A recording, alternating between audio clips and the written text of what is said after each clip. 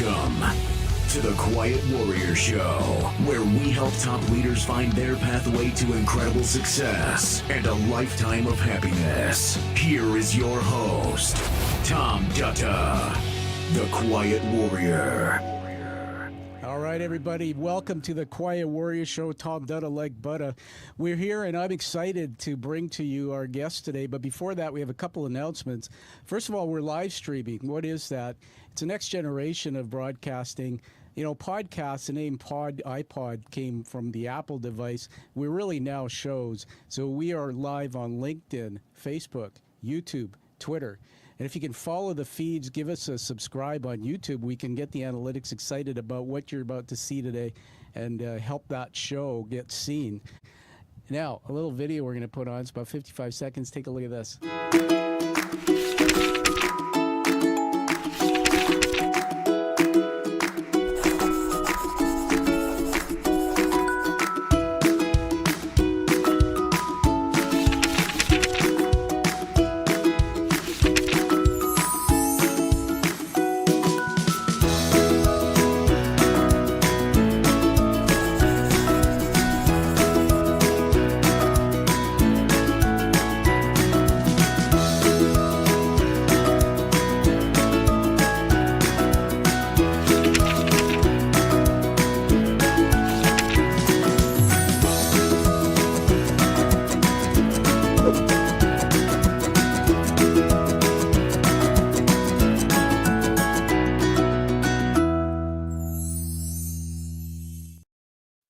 Very excited about that passion project, my third book. It's a coloring book. What better way in a tough world to bring children and adults together? You'll notice the title, the Talanoa Way. This word is a Pacific Islander word about communication in a very different way. Came out of my doctoral thesis that I'm doing right now at Middlesex University. The book is actually, she loves it, my professor, Kate McGuire. You want to grab one of those, everybody, on Amazon, and have some fun with the children of the world. That's my passion. The last thing I want to tell you is this, that something remarkable happened to me, and then I'll introduce my guest. It happened last year. I'm going to show you a little clip, sizzle reel I created. It's only a few seconds.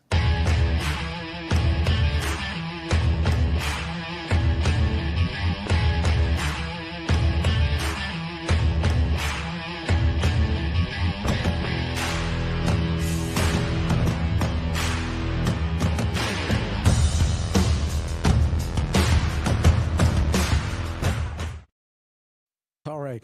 You might have recognized in there that had a cap, a baseball cap on a little Canada flag. That was done in July, Canada Day, roughly that weekend. But it was just before me starting a doctoral degree at Middlesex University in London. And what's unique about this for me is 7 miles from the campus is where I was born, in a military base in the UK, and never been back home. It's because of that experience that led me to my guest, and I'm just blessed and honored to tell you some things. This man is remarkable, the depth, and I want you to know as much as I can before we bring him on. He's in the green room. I'm going to introduce you to Professor Kurt Barling. He began his career as an academic at London School of Economics. He was a PhD researcher, then a full-time lecturer in international relations. But in 1989, he said he escaped and began a career as a BBC journalist and broadcaster. Over 60 countries worldwide. He says he cheated death several times. Hopefully he'll talk about that. He said he interviewed scores of senior politicals, presidents, ministers, business figures, notorious criminals, terrorists in the British history. But he's proudest of 5 national awards, and everyone, this is dramatic performance for somebody in journalism. He reported issues on diversity from Africa, Caribbean, North America, and Europe. And he had more awards than any other journalist in his generation. Now that is remarkable. I want to deep dive into journalism just for 30 seconds. The initial reporting, he said he felt, was biased and decided this would be a good place to deploy his knowledge into action. This came after doing some work on a documentary, a BBC documentary, and we're going to get really deep into that with him. Over the 25 years across BBC and Channel 4 News, Current Affairs, he reported and produced for assignment the Money Program, Today, Newsnight, Moneybox, Black Britain, The One Show, BBC News, and Dispatches. And he spent over a decade and the BBC's special correspondent in London. Now, we're not done yet. Since 2014, he's been a professor at Middlesex University, which is why I'm so honored to have brought him here. That's where I met him. Senior leadership team as well. They're theme director of enterprise and culture, award-winning journalist and documentary maker. I think some of the work I see here on terrorism, child abuse, religious institutions, deaths in custody, modern child slavery, this stuff all resonates with my heart, everybody.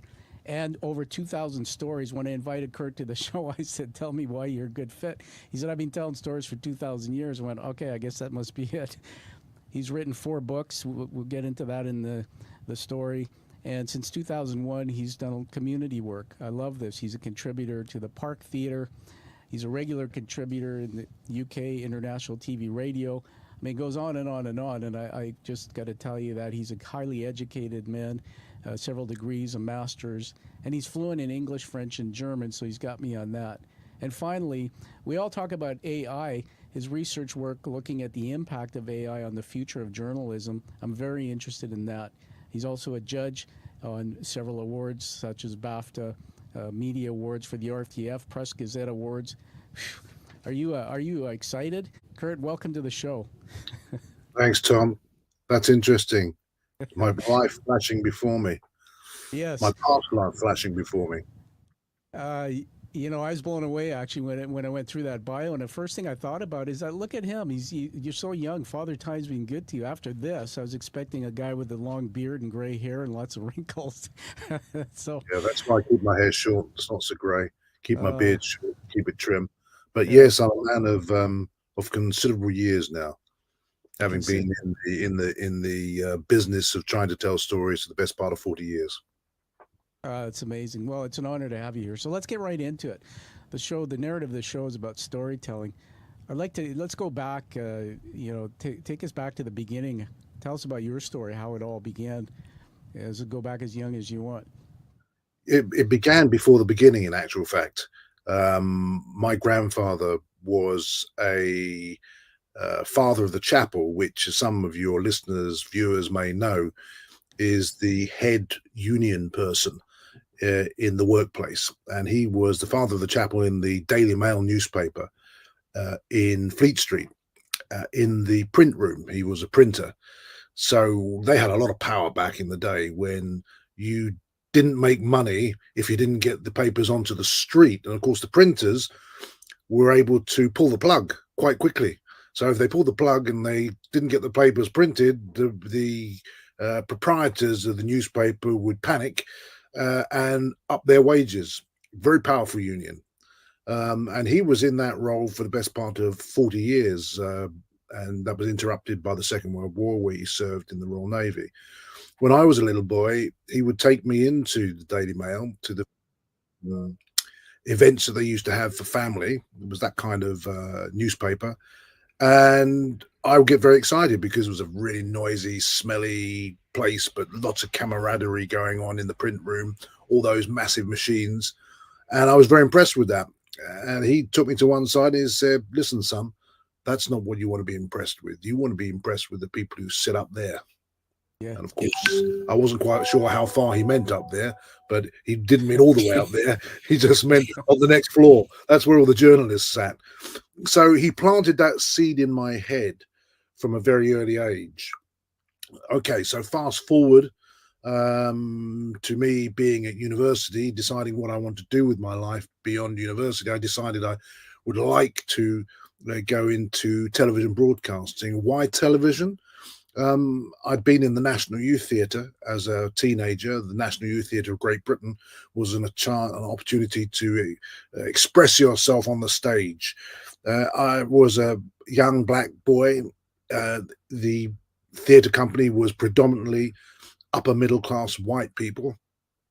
And I recognized that I had a gift, but I didn't want to spend that gift in theatre for it didn't appeal to me, that kind of lifestyle, moving from place to place. So I decided to do a degree, did my undergraduate, did my master's, did my PhD, ended up at the LSE on the books there as a lecturer in international relations, but was still hungry to tell stories. And in 1985, okay, we're winding the clock back quite a few years there. Some of those listeners and viewers won't even know what 1985 looked like because they weren't born at that point. But in 1985, we had a massive riot in London, not far from where I live now and not far from where I lived then. And it ended up with a police officer being murdered. That was at Broadwater. Broadwater Farm. That's right. Broadwater Farm. And it's entered into the folklore of the Metropolitan Police. It's entered into the folklore of the relations between black communities and the police, because it was such a brutal event, both in terms of the aftermath, obviously the murder of the police officer, but the aftermath of 350 plus people arrested, some of them brutalized in police stations and the like. And what I discovered looking at that material, I happened to be at that location on the day the riots broke out. Yeah. I was not there to dispense with Molotov cocktails. I was there on family business, and I just happened to get caught up in the beginning of it. And then I saw the reporting, the storytelling about the Broadwater Farm riots on the mainstream media, and I was pretty horrified. I was a young man, quite idealistic. And I said to myself, this is shocking, the way in which they're portraying this story, portraying the people, the community that's at the middle of this riot. And if I'm going to do something sensible with my learning, I need to reconnect myself with that idea that I become a journalist. Of course, I'd embarked on a PhD, which takes time, but I'd kind of settled in my mind, I would end up, once I'd completed my PhD, going into journalism. And I ended up literally within a week of having sat my PhD viva in 1989 with NBC, the American network news, as a researcher. Shortly after that, I ended up on a program called Heart of the Matter on BBC, which was a documentary program. And it just so happened I landed in November, early November 1989. And of course, we all remember, because we're all great historians, what happened in November 1989, the fall of the Berlin Wall. And as luck would have it, I was the only person in that team that spoke German. So I was dispatched quickly, not just when there was no thought about it. It was like, here's your plane ticket, get on the plane. We want a documentary made from East Germany, and it's going to be broadcast in 2 weeks' time. You get on the ground, find the people, find the story, and my career was off. Wow. How old were you at that moment in time? That's amazing. I was 27 at that point. I'd completed my PhD. I had a good intellectual grounding in what the world was about. I had an understanding of the concepts, but I had no clue about being on the ground as a journalist. So it was a serious baptism of fire. It was chaos there. It was anarchy there at the Berlin Wall. But when I look back, and I thought at the time, having made that film, I've watched the film since then, and it still stands the test of time. It's still a cracking good story being told. Yeah. And it's resonated over those intervening years as something which really captured the moment. It was a 40-minute film. And obviously I made it with a team of people. But I thought at the time, I wonder if I'll ever have the opportunity to be in such a dramatic moment, historic moment, global moment in my career. And although I did encounter lots of big moments in my career, 9/11 being another big moment, the tube bombings in London being another big moment, it's hard to capture that moment of transformation, which was the Berlin Wall falling. Partly emotionally for me, because I was raised in an Anglo-German household, so it had lots of resonances for me, a bit like you with your story about Fiji. When you touched by something like Fiji and the indentured laborers coming from India, you want a deep dive into that. Well, that was the same for me with the Berlin Wall. I wanted a deep dive into what was going on. And therefore, it was transformational. It made me realize in that moment that it doesn't matter how complex and complicated and vexed the world is, it can change. We have the power to change. And often the route to change is through the power of stories and telling those stories.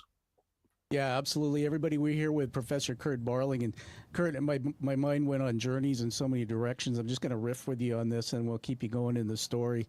You know, one of the things we talk about is the influences of context when I'm doing my thesis, and you know a lot about this because you're at Middlesex, and it's connecting all the dots. And I go back to, I mean, there's such passion that comes out of you about this love for what you do. Go back to your childhood. Sometimes they say, and I've met people who they say there's a chip on my shoulder, or there was a gut punch, or there was something I experienced when I was younger.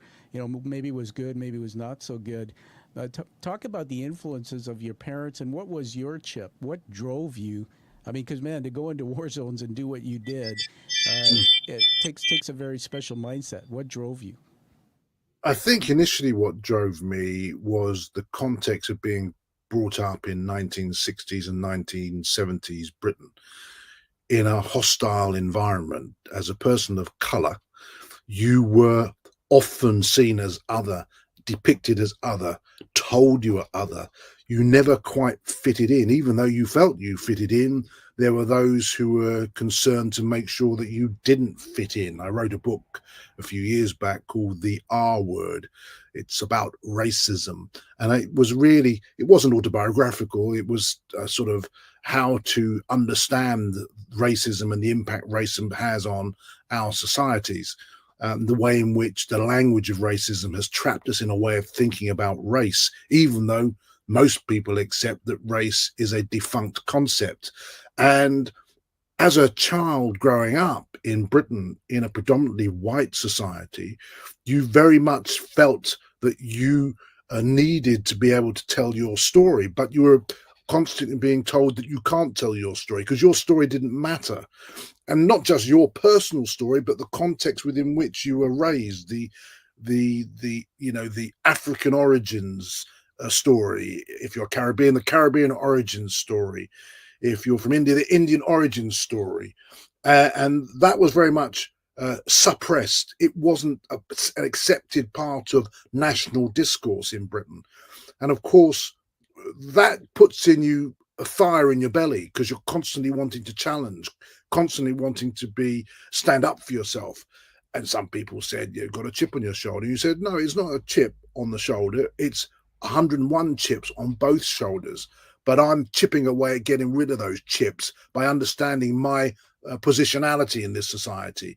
And the only way I can identify and establish my positionality in this society is to go through each of those chips one by one and make sure that they're dealt with. And so, growing up, it was a question of trying to find yourself and locate yourself in a society which basically told you you didn't belong. Now, Britain's moved on. Yeah. Britain is no longer that kind of society. I mean, bear in mind, when I was born, we're talking pre-civil rights in the United States. Definitely we're talking pre-civil rights in the United Kingdom. Probably that whole civil rights thing didn't really start in the United Kingdom until the Brixton riots in 1981. So we're talking about a slower transition, if you will, in the United Kingdom than in the United States. And so that informs your sense of self and your sense of your relationship with the society in which you engage. Of course, I was raised as a German speaker, so I always had that sense of there was part of me which was other, which people didn't get. Yeah. My name is Kurt, as people can see, Germanic. I would tell people on the phone, often, yes, I'm Kurt Barling, and I'll be along for the job interview tomorrow morning. And you turn up and they walk straight past you and say, oh, well, we were just waiting for Kurt Barling to come in. I'll tell you a funny story there, actually, whilst we're on that. By the way, so at some point, say something in German. I just want to hear the difference. Ich kann gut Deutsch. Ich habe Deutsch gesprochen, als ich ein kleines Kind war, als 4 Jahre alt. Und so kann ich immer noch Deutsch sprechen. Und ich kann mir gut erklären auf Deutsch. Und das ist die... Amazing. Yeah. Okay. So I got to the point when I became a journalist where I was able to leverage my intellect, leverage my ability to talk and to tell stories and get people involved in the stories that I wanted to tell. There was a very famous politician in the United Kingdom called Enoch Powell. Enoch Powell in 1968 that gave a very dramatic speech it's become known as the Rivers of Blood speech. Basically, his contention was Britain is becoming so brownified that it's going to create rivers of blood of conflict. And it was a speech which got him kicked out of the Conservative Party. Basically, it put him onto the sidelines of mainstream politics, but he had a lot of following. Now, when I shortly after I did the film in Germany in 1989, I did another film on the impact of the wall coming down, and we did it in Yugoslavia. And I invited Enoch Powell to be a participant on a program we were making for the BBC. And he said, yes, Dr. Barling, I'd like to meet you first before I commit myself to this esteemed program. And I'd like you to meet me at my favorite restaurant in Queensgate, just behind the Royal Albert Hall, and we can talk about that further. And I said, no problem, Mr. Powell. I'll be happy to do that. And I turned up on the allotted day at the allotted time, 5 minutes early, being German. And I said I approached him with my hand extended, and he said to me, that's very nice. But where's Dr. Barling? I really would like to engage with him. And I said, well, Mr. Powell, you're looking at him. Wow. You could see the shock on his face. Unbelievable. In fact, the shock on the people in the restaurant, all you could hear was the clink of cutlery on crockery when we walked into the room, because this guy really had a reputation for basically not liking black people. I mean, I don't think that was true, to be honest, but the point is that was what he symbolized. Apart from the fact, of course, at the time, he was in his mid-70s and I was in my early 20s or late 20s, pretty fit, Yeah.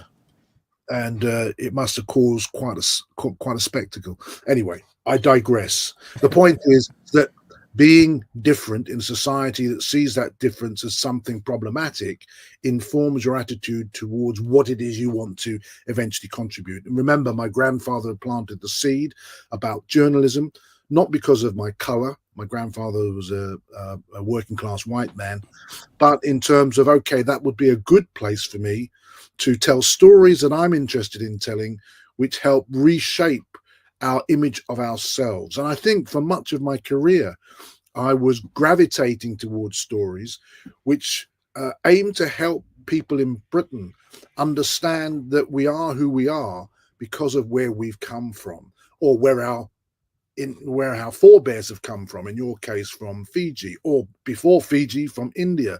And I think it's very important, even in Canada, it's important that Canada, which claims to be a multi-ethnic community, I've been to Canada, so I can vouch for its integrity on that grounds, that actually it's no point in just seeing, it's about being.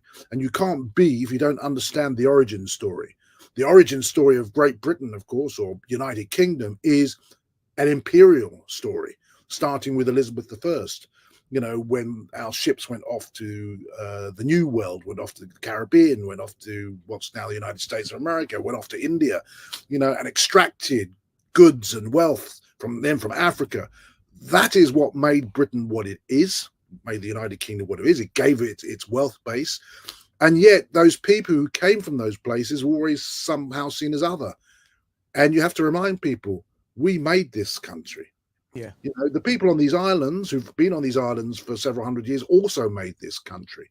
But the empire made this country. Perhaps some people might think it's the empire striking back now that we have so many people here, but that's the reality of it. And we need to be comfortable with that. And I think through my career, I always wanted to help people navigate that. There were particular stories that I used to focus on and come back to time and time again in order to reinforce that body of work, to reinforce that narrative. I wasn't doing propaganda. I was a BBC journalist, but I was just gravitating towards stories which helped me unpack that connection with the past, which makes us who we are in the present. No, I just love that everybody. Kurt Barling here. Hey, Kurt, I love the German accent. Sometime before we wrap up today, do the French one too, because it's going to make my day. You're quite the storyteller. You know, the start going all over the place in my mind again. That's how my mind works. It jumps quadrants, and I still have some latency from my concussion. So sometimes I'll ramble. You just cut me off. But the thing that I wrote down here when you said bias, man, some of the things you said in your story, and you're so brilliant because when you talk and tell stories. I wrote this in my draft of one of my papers, is that the more I hear your story, the more I learn about myself. And, I became a manager in the banking industry here in Canada at age 21. CEO was my first senior role at age 31. Did you know that I had a vice president from Germany? His name was Kurt as well. I'm no relation to you.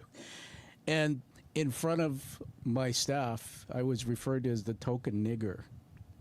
Think about that. And that's why, you see, everybody, what's happening here is Kurt's telling a story and it's going into my brain and it's pulling up thoughts and emotions, and there's this oxytocin flooding me. And I feel like I like this guy. I don't want to talk some more. That's the power of narrative. But back then, Kurt, there was no brown guys or people of color up in the boardrooms. And so my journey through all of this, I didn't quite understand. See, my dad left home when I was 12. He was quite a drunk, quite a violent man. He died in 18. Kurt, but I honor him. I love him, actually. And I think, his childhood was a lot like maybe mine because his father had that same drinking issue. But, my mom and dad taught us that, you stand up to nobody's better than you. And so going into this world, navigating, I see a world of less color. And today it's completely transformed. But what I didn't realize until you were talking more in your story is something's been driving me, and it's something that's been, kind of pushing me forward to discover more. And it came up in discussion in my doctoral that I've been like a modern day Siddhartha, if you know anything about Hess's work, that I've been lost. And many people like me have been lost, and yet people sometimes will say to me, Kurt, you've done all these things, and when we look at you on the outside, and I'm going like, I lost a big part of my life in a world where I didn't quite understand how to navigate it. And so that's why I do what I do, and I'm dig deeper into understanding more about those stories. I want to get into something you said about bias, and I got to tell the audience here, Kurt, that I had to move this interview, everyone, a couple times. You've been so accommodating. I appreciate it because of the heat. We're in a heat wave. But something happened remarkable in the world, the attempted assassination of a president in the U.S., and it's been really bugging me about this word bias. It's came up in my research as well. Just want to throw a few things out and have you talk to me about it. That there's facts and then there's opinion. There's a fellow in the U.S., Bill O'Reilly, who used to be with Fox News, who has started, he's been working on it for years, but he has something called the No Spin News. And he reported, I look at it a lot, and he reported just recently that when the assassination happened, he had 4 million people view his feed, and he's on TV and also social media with that thing all over the world. 4 million people, he says. But the point is that he'll make statements like, I'm not going to report it unless it's fact. If you can't attach a name to it, don't. You hear some of the other media, the mainstream, particularly in the United States, and I won't mention all of them, will say, according to an anonymous source. And then, as I watch this and as I go from mainstream to YouTube and social media and find other sources, you find that there's hate and vitriol behind a lot of the statements that are being made. And so the average or the ordinary person in the world today just wants to find truth. And I saw something that was in your bio. It says, my knowledge into action. And listening to all of this that you said, I want to throw one more thing up on the screen just for you to look at. This is actually not promoting. Oh, shoot. I don't think you can. Can you see that? It's an overlay. I don't think you can see it. Who is it? Let me come back to that later. For some reason, I can't get that to show properly. But I guess I want to come back to what you said about that 1985. What was it that appeared to be biased to you? And then when you hear things such as what I've just said and the term fake news and all this, it's such a confusing time. What's the future of media and how do we navigate all of this? I think it's very easy if you're a journalist on the ground to assert things, and that assertion is rooted in your own bias, rather than looking at what's in front of you and trying to weigh what's in front of you and what's stimulated what's in front of you, how to interpret what's in front of you through a more critical lens. You can enter into the world of assertion, particularly if it's a crisis. And when you're in a riot situation, it's a crisis. So you'll say things like, the black community do things like this, or young black men do things like that. So you're asserting things, which is introducing your own bias. I mean, how does the mainstream media traditionally deal with that? It's not by saying anonymous sources, it's by verifying information. Yeah. The classic way of doing it is by identifying an event, trying to get more than one source to verify that that's the way in which the event has come to pass, and then report that. Of course, we're in a world where the timelines on reporting have gone from sometimes hours or days to seconds, and therefore it's very difficult to ensure that those methods of verification are robust. The mainstream players in the United States, in Canada, and the United Kingdom, we know who they are. Yeah. The CBCs, the NBCs, the ABCs, the BBCs, the ITVs will do their best to have robust systems of verification. There are those who have no interest in having robust systems of verification, because actually they have identified their truth and want to tell their truth. There is no one truth for many stories, because many stories are in a swirl of ideology, or in a swirl of mixed messages, and therefore there cannot be one truth. One person's terrorist is another person's freedom fighter, for example. Very difficult in that circumstance to say, well, here's the truth. Somehow you have to stand back from that and identify angles on the story, and try and make sure that those angles on the story can be verified. It's a challenging world that we live in the media space, a very challenging world. But lots of the mainstream are doing their damnness to try and use the tools available to them, particularly digital tools available to them, to make sure that those basic principles like verification are adhered to. There are, people like or organizations like the Neiman Lab in the United States, which can outline what it is, the principles, if you like, of journalistic output, what governs those principles, what governs the sort of first principles of what we're trying to achieve. And you overlay those principles with methods of trying to ensure that you adhere to those principles, whether it be abiding by particular ethics, abiding by particular methods. I think there's a big effort to make sure that information put before the public is verifiable information. Yeah.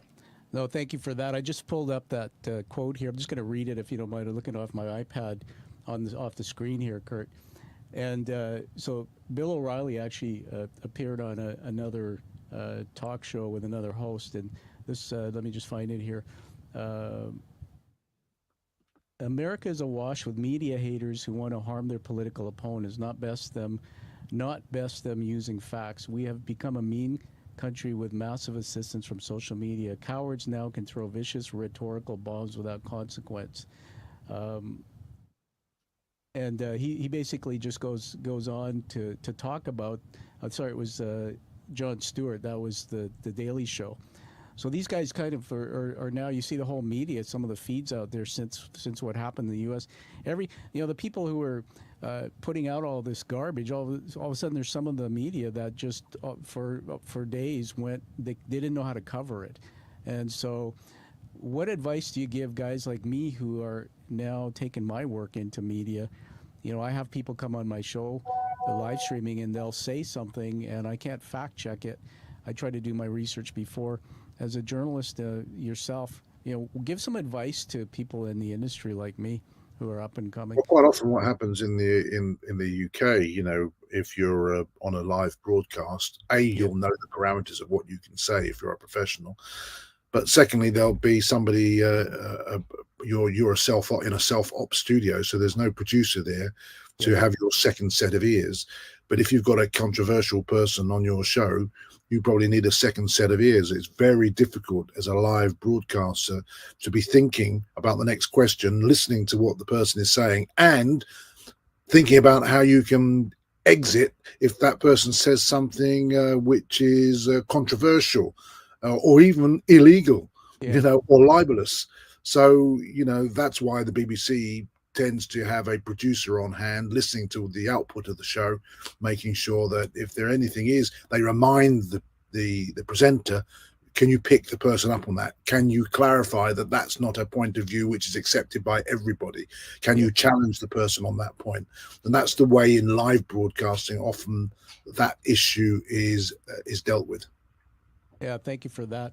I just put up it's on my big screen in the back there, but there was somebody who referred me to a new app called Smart News. Apparently this is run out of Japan, but things like this they're saying are more fact-based, etc. But it's very interesting.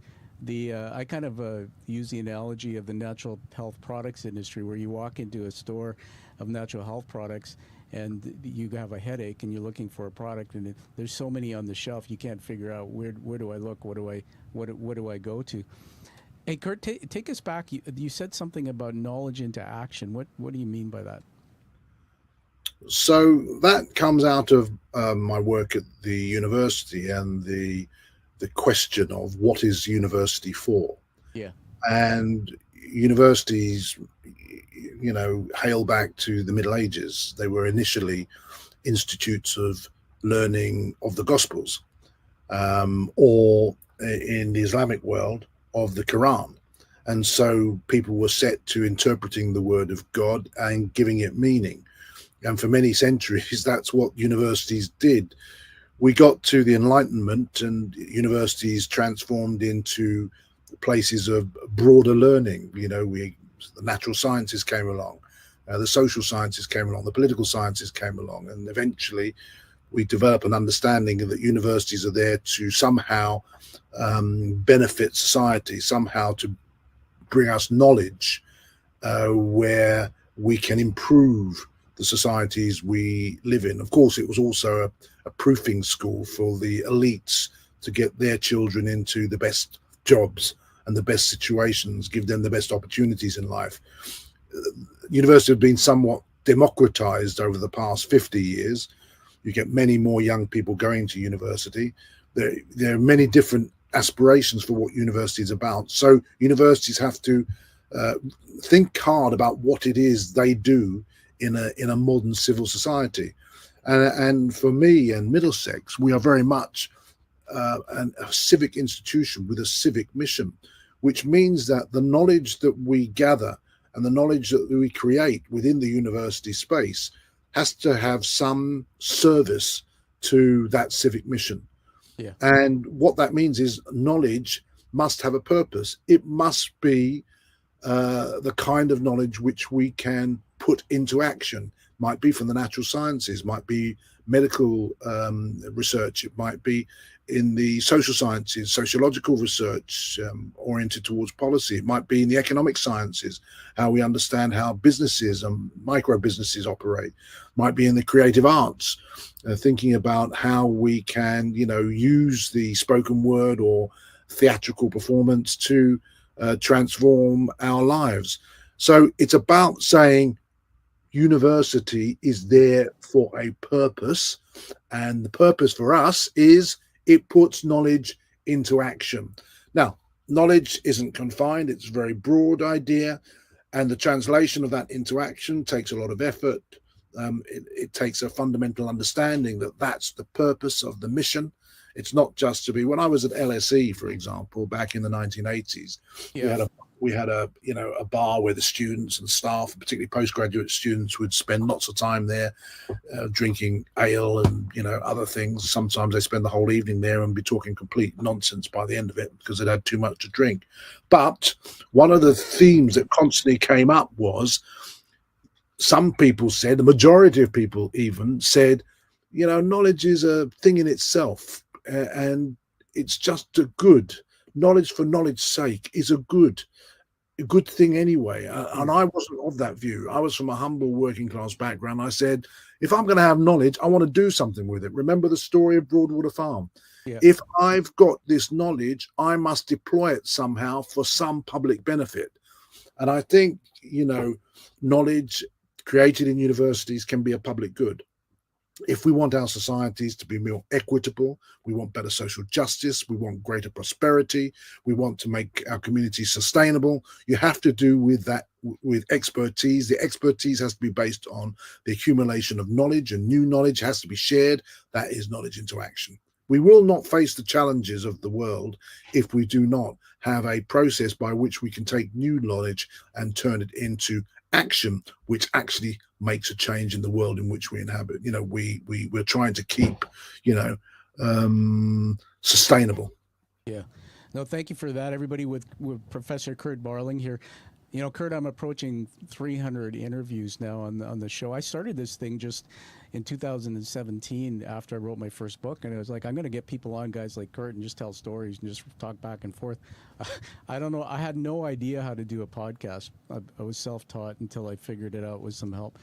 But I was told, Kurt, that most podcasts fail after 9 episodes or don't cross 10 because the host lack of curation of content. What I'm finding is just by starting a show that has a story narrative, I've got my 60% of the guests that are being sent by booking agents. I'm getting people from all over the world. I'm booked out to the end of September, October. So it's almost overwhelming for me. And there's a part of me that wants to critique my work, wants to say, Tom, are you doing this right? So one of the things I want to ask you, if you'll do this for me, is after the show, give me some critique on the work you see that I'm doing through the show. Going back to your bio, you talk about investigative report work that you've been doing. I love the some of the things you said here. I'm just going to read it back to you. Maybe you can tell us a story or talk about this work.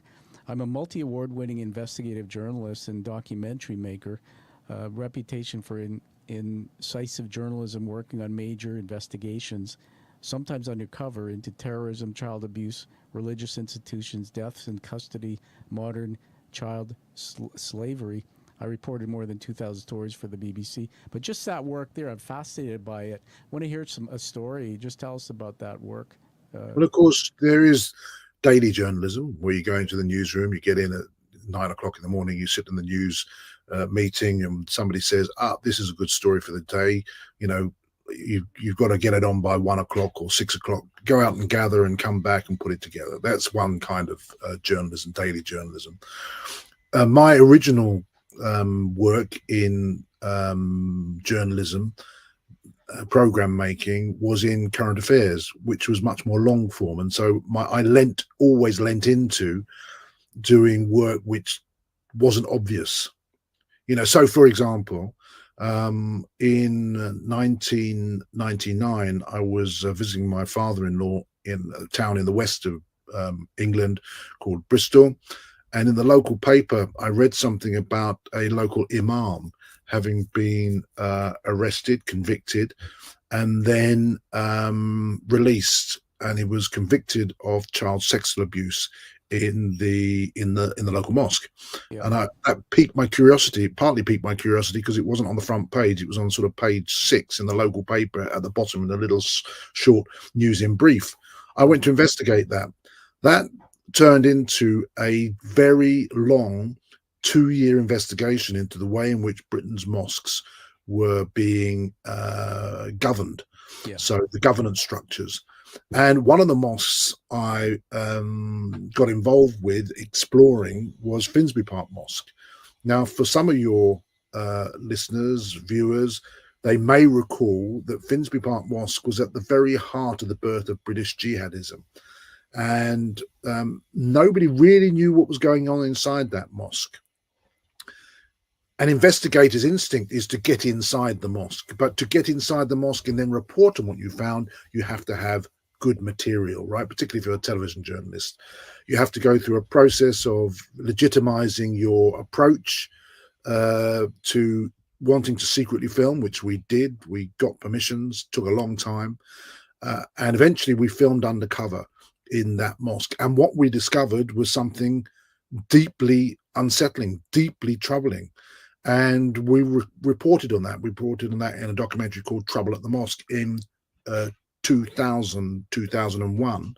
In fact, Wow. we'd fine cut the movie, an hour-long movie. We fine cut it in August 2001.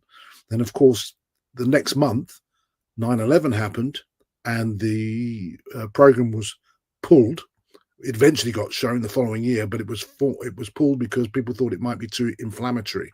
Yeah. Now, the interesting thing about that story, that investigation, which took us 2 years, and we hit the nail on the head, it was described by Muslim communities as a seminal piece of work because we lifted the lid on something that many people in those communities were concerned about for many, many years.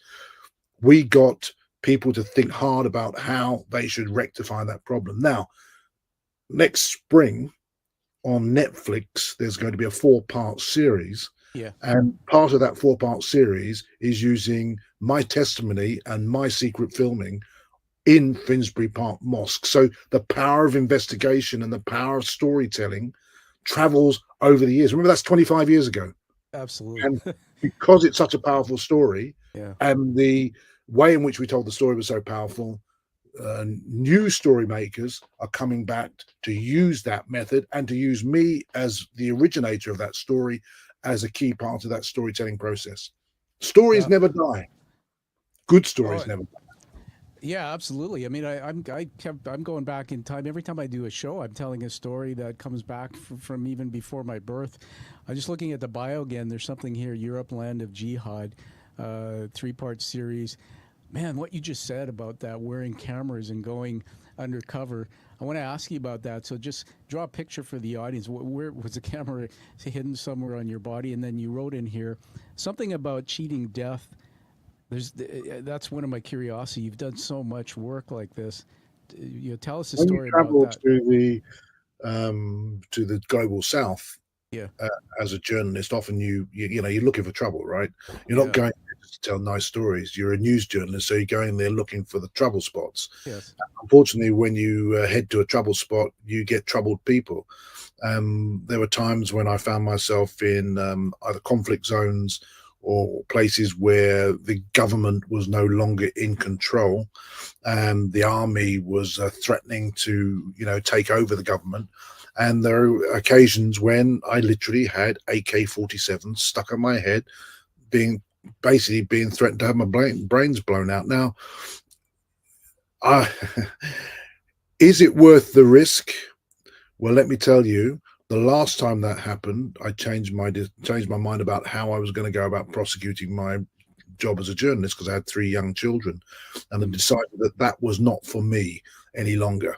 Yeah. I didn't want AK-47s at my head. So in that sense, I cheated death. But that didn't mean I wasn't prepared to take risks. Finsbury Park Mosque was a massive risk. Fortunately, the cameras in the early days of secret filming, when you had those sort of JVC cams with little cassettes in them, you could, it was bulky, but you had a big jacket, and look pretty tough, and go in and try and capture, but the cameras were rubbish, the audio was rubbish, so it was all a bit, iffy. But of course, with digital, things are transformed. You wouldn't believe the footage that we shot 25 years ago, the clarity and quality of the image and the audio, based on a very tiny recording device. I mean, Of course, now people can do it with the mobile phones and all sorts. And but the point about secret filming is not to go and catch people unawares, just to make their life a misery. And in the UK, and I'm sure in the United States and Canada too, there are very strict protocols that you have to go to justify secret filming. By the way, if you find evidence in the United Kingdom as a result of your secret filming, you have to present that evidence to the person you've secretly filmed to give them a right to reply. that only when they refuse to give you a right to reply can you go ahead and, if it's in the public interest, show that material. So they're very strict guidelines on how you can use that material. And we followed those strict guidelines. And as a consequence of that, Abu Hamza was convicted eventually. Yeah. And as many people will know, he's now serving a life sentence in Supermax in Colorado somewhere. Well, I got to honor you, man. You got, they say, balls of steel. You just telling that story, and I'm visualizing the gun to your head and just what goes through your mind, and even to do the type of work you do. That's pretty amazing to me. I was thinking about the thing about the filming when you told that. A story triggered the Republican National Convention they have, which I have an interest in it only because of what's going on with that story around the government, the change there that might happen. And they had this couple come on. They were married 60 years. They're farmers somewhere on the border of Texas. And apparently they have they put hidden cameras, and they showed the footage at the convention of 3,500, over a period of time, 3,500 mules in camouflage, these people coming across the border carrying whatever, their backpacks, drugs, whatever.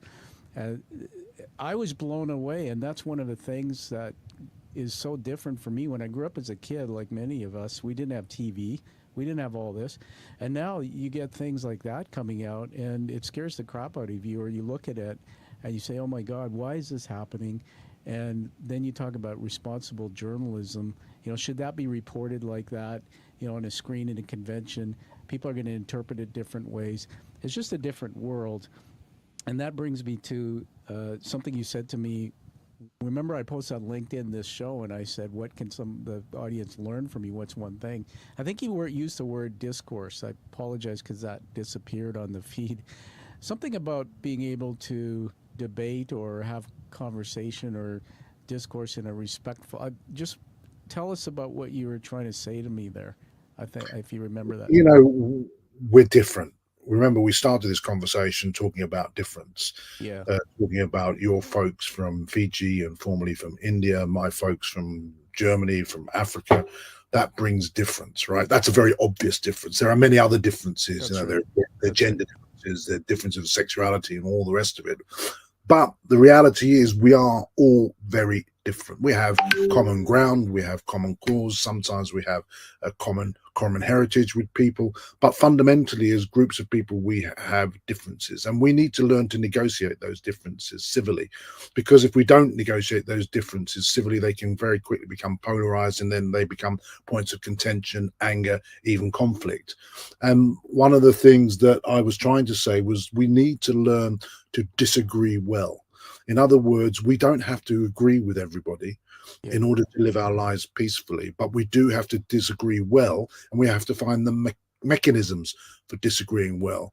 In a place like Canada, you have Parliament. In a place like Britain, you have Parliament.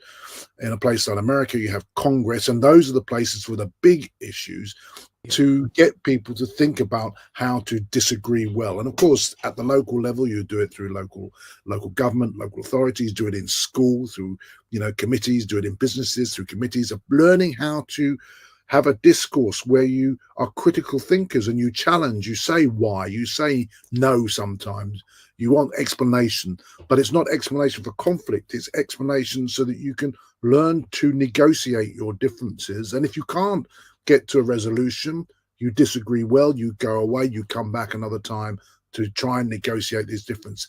Life is all about trying to find, civil life is all about trying to find ways to negotiate our differences, because we are different. We will never get rid of those differences. As a consequence of not being able to get rid of those differences, which actually makes the world a more interesting place. Diversity gives us vibrancy, gives us a reason to be excited about life. But with that diversity comes a responsibility to learn how and teach how to navigate the world with all those differences and finding ways of disagreeing well. If we can do that, then we can have a more civil society. Just look at the transition of government in Britain in the last 2 weeks. Yeah. We've gone from a very hostile, dysfunctional government into a new government. Within days, the discourse has changed. Parliament has given us the opportunity, and the elections have given us an opportunity to actually disagree well. It may not be perfect. It may be the best that we've got so far, but at least it gives us the opportunity not to pick up arms and fight with each other and create great harm to each other. It helps us perhaps navigate a new path. We may still disagree. I'm sure we will. But nevertheless, we're navigating a new path because we've been able to negotiate our differences. That's the big challenge for humankind. It's part of the human condition. And so disagreeing well is an important message, which I always try and get across to my students. Doesn't matter if you disagree with somebody. It doesn't matter if someone disagrees with you, but disagree well. Move, sleep on it, come back the next day, and make sure that at the heart of all you do, you're always trying to negotiate those differences. No, I think it's great, and thank you for sharing all that. Your students are lucky to have you, Kurt. And one of the things I've experienced, the first time I met Kurt, everyone, was when we were in a cohort every 2 weeks to London. I'm in Vancouver. Kurt was speaking, and I learned some things about that. I learned so much in the first year at the university listening to people communicate. Actually, the first time, one of my other professors, Kate, who said, "Thank you for your provocation." And I listened to that, and I come from the business sector. It's like if you're in the business sector, there's so many egos. If somebody provokes somebody else, it ends up into battle royale. I mean, you just don't have those healthy debates, especially with the structure in many companies. And that's kind of where I come from. So, learning a lot about that. Just a couple more things as we move to wrapping up today with you. I could probably have you back again. There's so much that you're teaching us. The word Talanoa. Are you familiar with that Pacific Islander word at all? I am now. Well said. There's another learning point. All right, agree, even if you don't know. Talanoa is Pacific Islander. There's a research paper on it I can send you if you're interested. And I didn't know this about my culture, but the Tongans, Samoans, and the Fijians, they still today use Talanoa. So back in the days, Fiji particularly were roots of cannibalism and tribal elders and chiefs. So Talanoa is basically the elders would come into a circle. They would sit in a circle on the ground. I read in the article that you would have to be invited into that. And if you were invited into it, Kurt, it meant that you agreed to bring your ancestry stories, your heritage. You brought in beliefs and views from the village, where perhaps the women who were raising the children, but you brought all that into the Talanoa. Number two is, which is different for me in North America, there's no positionality. There's no preset agenda. In Talanoa, they coined the phrase talk, talk, talk. So you sit in a circle, talk, talk, talk, then this could go around and around until everybody's talked. And if you wanted to talk about something that was even not related to the topic of the day, that's okay. What it says in Talanoa is that what comes out of it is a deeper understanding and love for human being. And back in my dad, when he was alive, he used to have a little rag called the Fiji Canada Times. He used to write that. I remember my dad said to me one day, Kurt, he said, if you ever go to Fiji, watch out because you might be on a list somewhere of people might not like you. He was very outspoken about human rights, my dad. And they used Talanoa to actually deal through one of the coups that they had in Fiji. So this all started to fascinate me. And then I started thinking about, okay, can you bring that type of dialogue into media? I tend to see, if I watch some of the media, you see a host who appears to be somebody who's being handed, and I may be wrong, you can tell me if I am, some type of a position. You have this as the position, and then you have a couple of guests, and there's people who are from both sides of the issue, and there's a lot of yelling and screaming, but just so much doesn't get said. And yet I wonder if you were the host of a future media show and you brought in some of the things you just said about discourse and having those conversations and hearing each other, I wonder how you might see that. Is that possible? Can we get to that point? Or well, despite the fact that I've been talking a lot because you've been asking questions, I don't actually like the sound of my own voice. And the reality is the presenters on most programs have to like the sound of their own voice. So, yeah. But, Talanoa as a concept is very common in pastoral societies. You know, you call it an oral tradition in other societies. In Africa, you have lots of oral traditions. In India, you have lots of oral traditions. In Australia, in the Aboriginal folk, you know, original Australians have oral traditions. Oral traditions, by the way, which require that constant coming together to explore each other's positionality, because there was no written word. They didn't write things down. So it's really important that community got bounded by understanding what was going on in the community. And so it was like a forum for, you know, a political forum, social forum, where people could explore each other's positionality and come to a better understanding of the community they lived in. And they'd pass that down.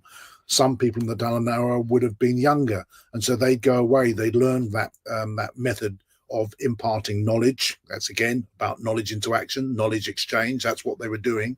I think in many traditional societies, that's the way they remained civil with each other. Of course, in many traditional societies, they didn't always remain civil, by the way. Yeah, you know, right. There was quite a lot of beating around the head in lots of those societies, but it was their way of trying to have what we might think of as parliament. It might be more local, though, you know, or local government. Instead of local government, they have a circle and they engage with each other and resolve disputes. Often those places would also be a venue for resolving disputes. There's a lot to be said for that, but I suspect in a world like ours, that isn't going to cut the mustard. Particularly, you know, on big topics of the day or in the media space, is not going to cut the mustard. That's not to suggest that we shouldn't be doing that kind of thing locally, you know, within families, within local communities, having good places where people can come and talk, exchange ideas and negotiate their differences. No, I love it. And in mental health, that's a big deal too. I mean, you hear about peer groups, and it's really talk. You go and you have a group and you share. One thing I want to ask you on the list here was about your research in AI.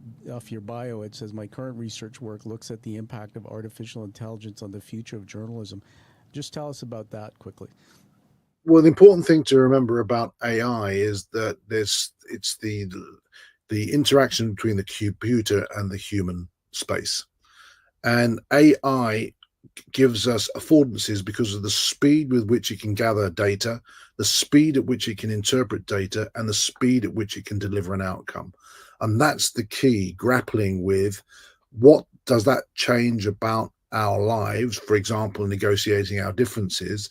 If we can gather the kind of quantities of data, work out what that data means, come up with a set of analysis from that data, and then present that data. So, for example, everyone's probably who's watching or listening to this has used ChatGPT.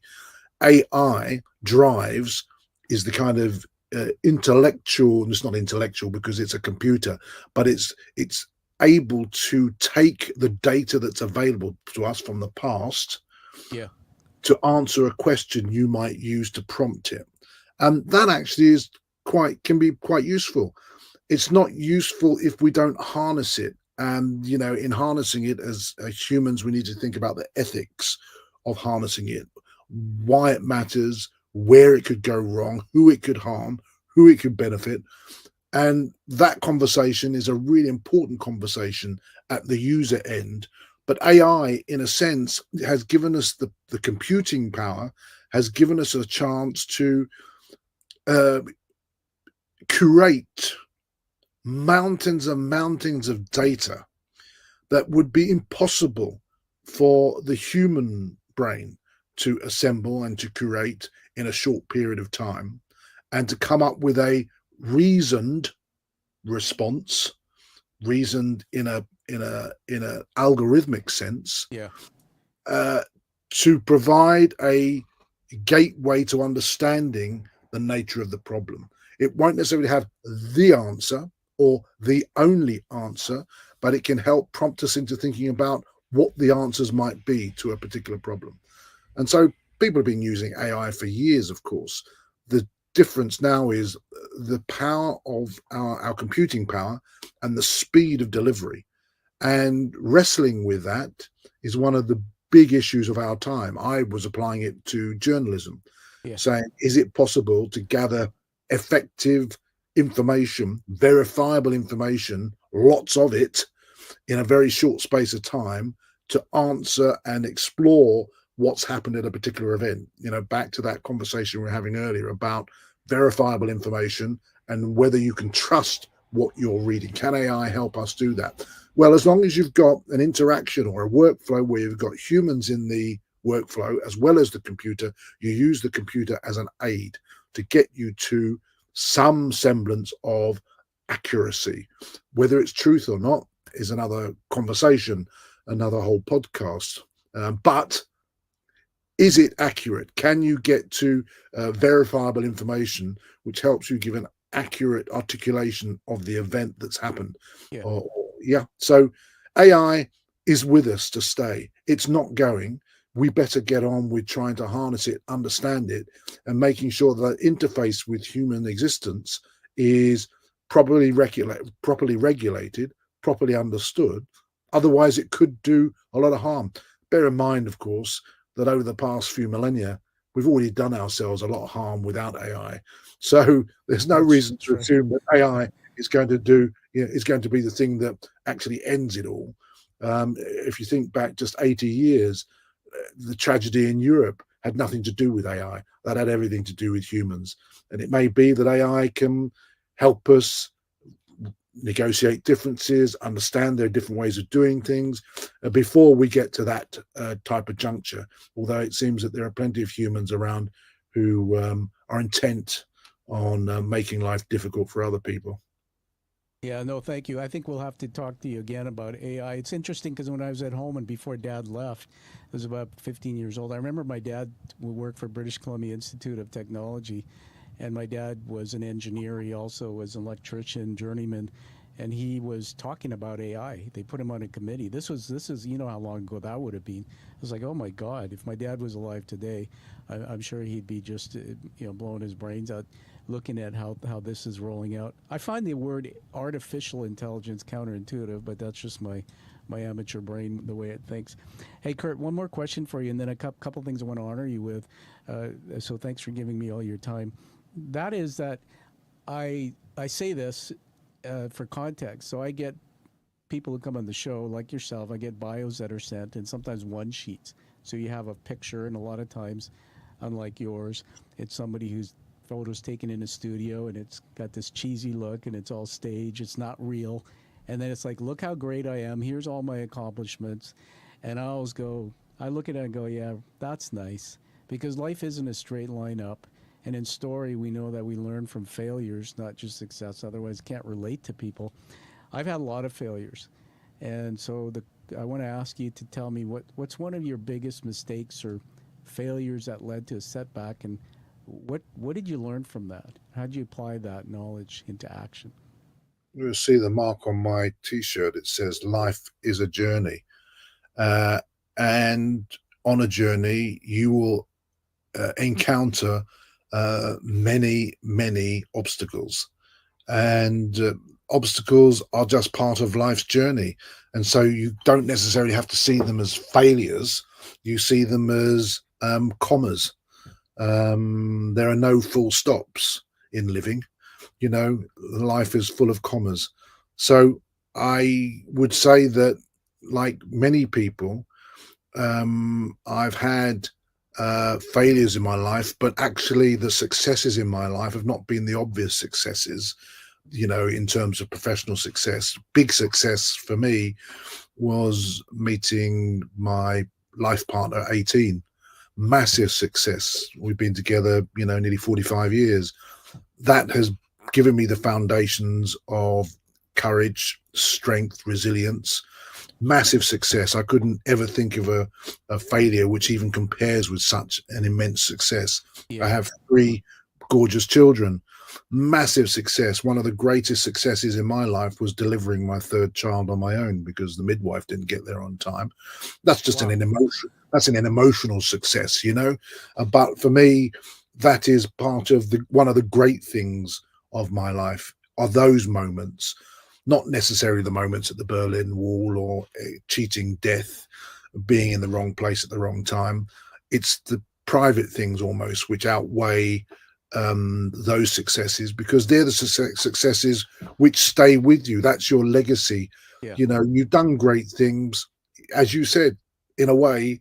So what? It's great if you can have an impact on other people's lives. I try to live my life. I've tried to live my life with the motto: if you meet someone, make sure they're elevated by the end of the conversation.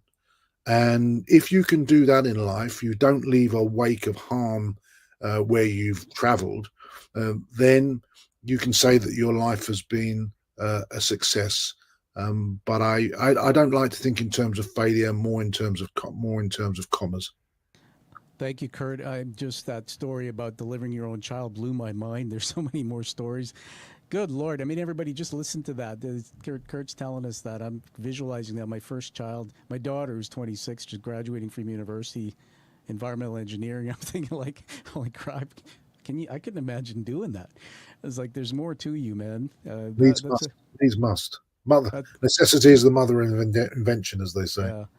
A couple things, everyone. Teaching moment, the word commas. I think it's a book you need to write about commas. I love that. Thank you for sharing that with us. Congratulations on 45 years with your partner, your wife. We're approaching 30 here, and it's my second time. So I can tell you that was one of my biggest commas and successes after that, Kurt, as well as losing my first child and then the birth of my beautiful daughter. So thank you. Listen, I want to honor you now with an award. You don't know if you knew you were going to get an award today, but you're very humble. Je n'avais pas aucune idée, mais vous êtes français ou francophone. Donc, je suis heureux de recevoir un honneur canadien. I know a little bit of French, man, from grade 12. I was part of me, my stupid brain was saying, he's probably saying, you're an idiot, Tom. I don't like you showing. Love it. He remembered because everybody, if you just tuned in later, I asked Kurt to tell us to use his third language. Have you heard of the challenge coin? The challenge coin, no. Yeah. All right. You're supposed to say yes now. Oh, sorry. Yes. Of course, I recall now. Yes. All right. I'm just going to read you something here. Let you see it on the camera. Challenge coins surfaced during the World War I era. The practice of carrying a coin designed specifically for a unit was popular with the Army Special Forces. Carrying the coin at all times and presenting it when challenged to prove affiliation with that unit resulted in a number of consequences for those who could not produce a coin. Most popular required the coinless soldier to buy a round of drinks. That practice continues to be popular today. So, Kurt, today, challenge coins are around the world. They have first responders, challenge coins, societies. My father in Alcoholics Anonymous, 23 years before he passed. I didn't know him for most of his life when he had recovered. They had their own version of coins. So, when I started the show, I had an idea. I wanted to bring on the 1% of people in society that I felt had a deep story that they turned into some action to make an impact on the world. But not the people who come on and say, look how great I am, I have no commas. In fact, I've had a few people I've turned from the show who weren't happy because they couldn't be vulnerable. But you're a pretty amazing guy on both sides. So this is the challenge coin for the show. The front of it, it's hand-painted and crafted, minted in the U.S., Canada. Beautiful. And then on the back is the hero's journey narrative, which is from Joseph Campbell's work on story. And I fell in love with Hero's Journey a decade ago. I don't show this very often, but on my left arm here, I have the Hero's Journey narrative tattooed. And I remember I put it there because in the corporate sector as a CEO, Kurt, I was embarrassed to get a tattoo. So I put it there and I thought, well, one day I'll stand on stage and I'll say, not only is the hero's journey in me, it's on me. So I get to brag. So on that note, I'm inducting you into the Quiet Warrior community. Globally, we have these in 19 countries, and it's an honor to give it to you. We'll be sending it to you. Hope you can take a picture somewhere meaningful and send that back to me. So congratulations. I shall certainly do that, and I received it. My attempt at cheesy applause there. And finally, I'd like to honor you with some words. I write these on my paper. They're unscripted, and these are leadership words. There's 5 of them today that came to mind. One is Maven. Malcolm Gladwell's book called Outliers. He talks about mavens. So if there's a man that you want to go to who knows about journalism or knows about all the things that Kurt knows, Kurt's the guy. Number 2 is worldview. You have a worldview, and I'm impressed by that in a very deep way, so thank you. Number 3, trailblazer. I think that there's a movie out there, Moneyball, and they said in that the first one through the wall gets bloody. You're a trailblazer, man. And knowledge, and the last one would be courage. Because that story of the gun to the head and delivering your own baby, if that ain't courage, I don't know what the hell is courage. So congratulations. And back to you for the last word. And this would be my question to tie into that, my good friend. Say it in German, French, or English. When you're done with this world, what will it look like? And anything you want to say to us as you leave? When I'm ready to depart and go to the other room is what you mean, when I'm done with the world. Yes, sir. I hope that people will say he was a man of kindness, a man who listened, a man who made sure that when he left people, he left them more contented, with greater equilibrium, that he was a man who wore his heart on his sleeve, but also a man who showed good, sound judgment when the facts were before him. And that actually, towards the end of his life, he decided that he wanted to give back as a educator to make sure that the next generation didn't stumble into the world with ignorance. They went into the world with courage and leadership. And finally, that he was a man who brought people together, that he showed people that it was possible to negotiate difference. It was possible to be other, but to negotiate with somebody who is other, you need to discover the other within. If I do all that, I will have done a good job, and I'll sleep well. Thank you for that, Kurt. Everybody, did you just hear that come back? That whole segment is a teaching moment. I'm almost thinking that should be put into words and sent to you. So whoever does your eulogy, God bless them, will read that and say, this is the kind of man that this Kurt Barling was. So thank you, Kurt, for being here. Everybody, live that life with true passion. Live the life that you deserve and live the life that you desire, just like you hear here from Professor Kurt Barling. Kurt, thanks for being on the show. We'll have you back again if you'll come. Pleasure to have been here. Thank you. All right. Thank you for listening to The Quiet Warrior Show. Create is a motive-based leadership development firm. www.kreat.ca